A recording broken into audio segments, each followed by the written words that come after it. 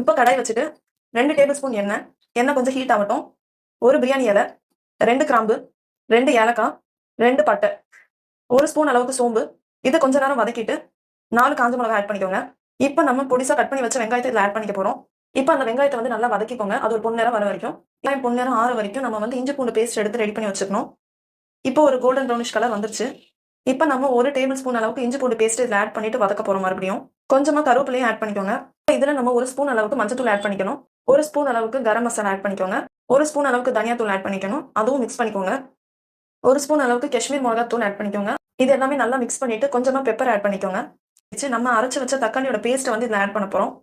Add பண்ணிட்டு இது கொஞ்ச நேரம் கொதிக்கட்டும். அதுக்குள்ள நாங்க தேவையான அளவு 3 முட்டையை வந்து வேக வச்சு தனியாக எடுத்து வச்சுக்கிட்டோம். இப்போ இந்த முட்டையை வந்து போட்டாச்சு. போட்டுட்டு இது கொஞ்ச நேரம் கொதிக்கட்டும். ஒரு 1/2 கிளாஸ் தண்ணியை மறுபடியும் ஊற்றிக்கோங்க. ஊற்றிட்டு லிட் போட்டு மூடிடுங்க. அது கொஞ்ச நேரம் ஹீட்ல இருக்கட்டும். சுவையான எக் மசாலா கறி ரெடி ஆயிடுச்சு. இது சப்பாத்திக்கும் சாப்பாடுக்கும் டேஸ்டா இருக்கும். நீங்களும் ட்ரை பண்ணி பாருங்க.